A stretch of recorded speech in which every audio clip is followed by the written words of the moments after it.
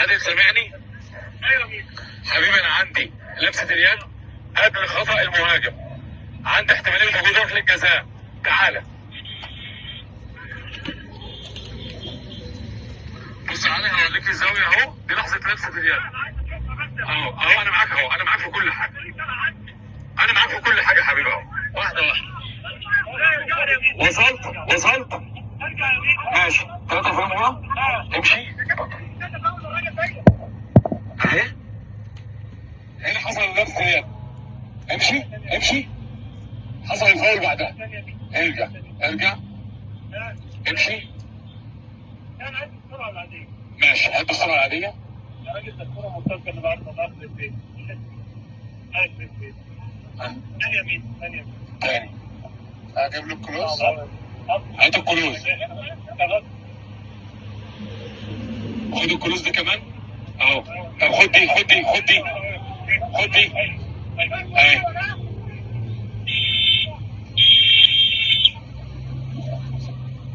صعب قوي يا ميدو، سامعني؟ ادي الكلام بالظبط زي ما الراجل ما قاله بالظبط بالظبط، لا كلمة زيادة ولا كلمة ناقصة. كورة ردت من الأرض، الله يخرب بيتك، الله يخرب بيتك. وعاد الكلام تاني، ثم في الآخر قال له صعب قوي. تعالوا نسمع تاني، يلا تاني نسمع. سامعني؟ عادل سامعني؟ ايوه مين؟ حبيبي انا عندي لمسه اليد قبل خطا المهاجم، عندي احتماليه وجود ركله جزاء، تعالى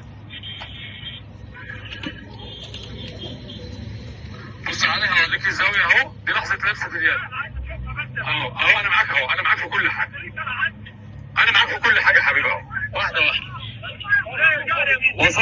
وصلت ماشي 3 في المباراه، امشي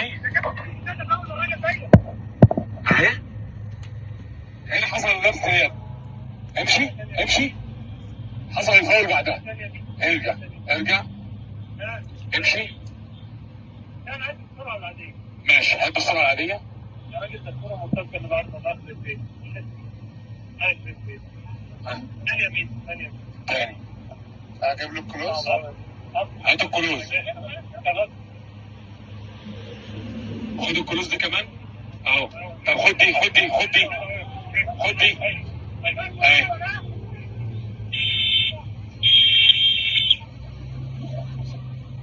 صعب قوي يا ميدو.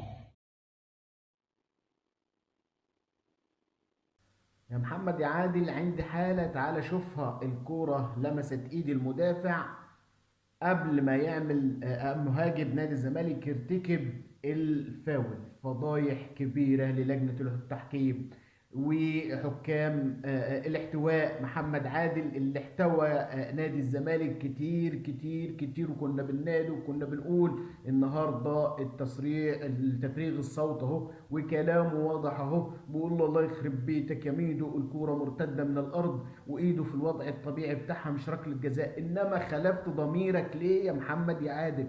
خالفت القانون ليه ورحت حسبت ركله جزاء؟ عملت حسابات كبيره لنادي الزمالك، عملت حسابات ان الزمالك متعادل وفوق في اول الموسم، عملت حسابات كتيره ليه يا محمد يا عادل؟ معروف وانتمائك بان للجميع، والنهارده انت ما كنتش تعرف تحكم في الكره المصريه، ما كنتش تحكم للنادي الاهلي تاني، لان اللي حصل في ماتش 5-3 واحتوائك وكلامك ان انت احتويت الزمالك واضح وبان في التفريغ الصوتي. ركله جزاء مخالفه للقانون، رغم كلامك ان هي مش ركله جزاء، ليه حسبتها؟ ازاي ضميرك راح فين؟ ادي الزملكاويه اللي عمالين يقولوا لابراهيم فايق من امبارح فين دليلك على كلامك؟ فين دليلك يا احمد يا عبد الباسط على كلامك؟ ادي احمد عبد الباسط جاب الكلام وابراهيم فايق جاب الكلام.